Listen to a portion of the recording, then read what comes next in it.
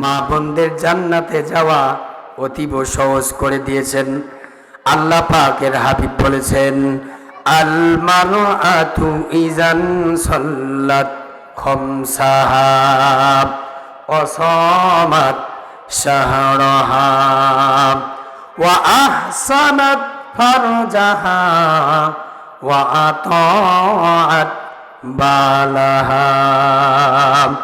আল্লাহ পাকের হাবিব বলেন, কোন মহিলা যদি 4টি আমল করে, 4টি কাজ করে, 8টি জান্নাতের যে কোনো জান্নাতে আল্লাহ রব্বুল আলামিন ওই মহিলাকে প্রবেশ করার ক্ষমতা দান করবে। সম্মানিত ভাইরা আমার, আল্লাহ পাকের হাবিব বলেছেন, কোন মহিলা যদি 4টা কাজ করে, আল্লাহ পাক রব্বুল আলামিন ওই মহিলার জন্য জান্নাতের 8টি দরজা উন্মুক্ত করে দেবেন। বলি সুবহানাল্লাহ। 1 নম্বর কাজ হলো 5 ওয়াক্ত নামাজ। যখন ওয়াক্ত হবে, সময় হবে, সঙ্গে সঙ্গে নামাজ আদায় করে নেওয়া লাগবে। এটা হলো ঈমানের দাবি। কিসের দাবি? ঈমানের দাবি।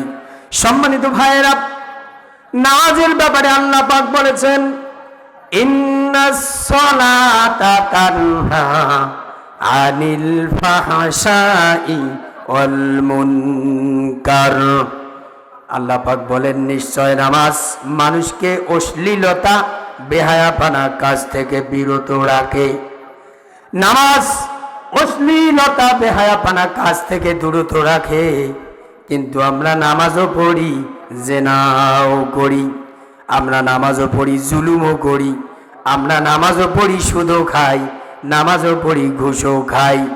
তার মানে বোঝা গেল আমাদের নামাজ যেভাবে হওয়া কথা ওই নামাজ হয় নাই বিধায় নামাজ আমাদেরকে অশ্লীলতা বেহায়াপনা কাজ থেকে বিরত রাখতে পারছে না।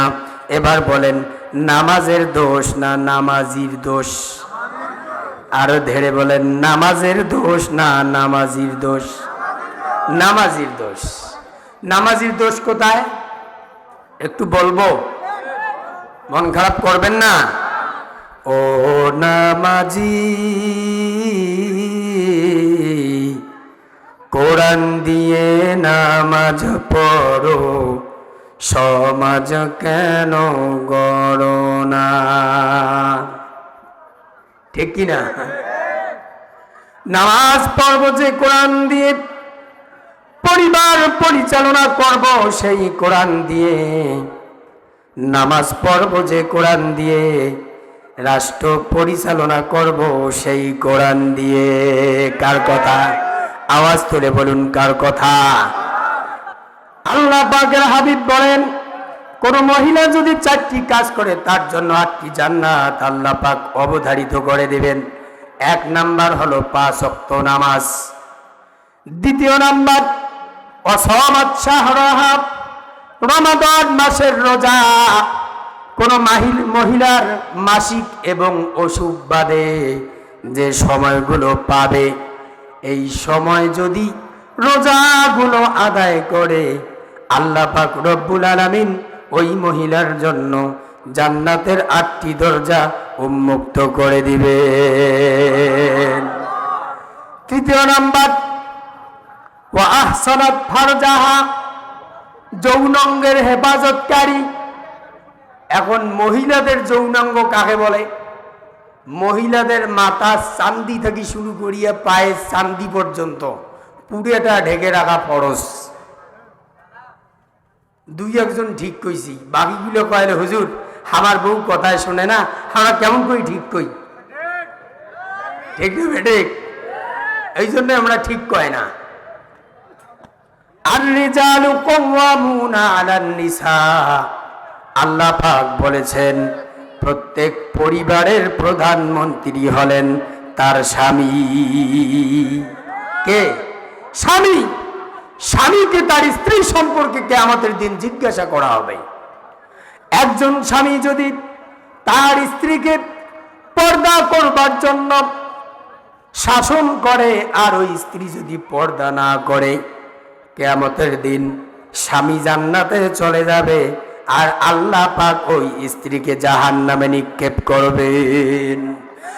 আর কোন স্ত্রী যদি পর্দা করতে চায়, কোন স্বামী যদি পর্দা করতে নিষেধ করে, কিয়ামতের দিন ওই মহিলা, কিয়ামতের দিন আল্লাহ পাক ওই মহিলাকে জান্নাতে দিবেন, আর এই দায়ুস স্বামীকে জাহান্নামে নিক্ষেপ করবেন। স্বামীও তার স্ত্রী সম্পর্কে জিজ্ঞাসিত হবে, স্ত্রীও তার স্বামী সম্পর্কে জিজ্ঞাসিত হবে।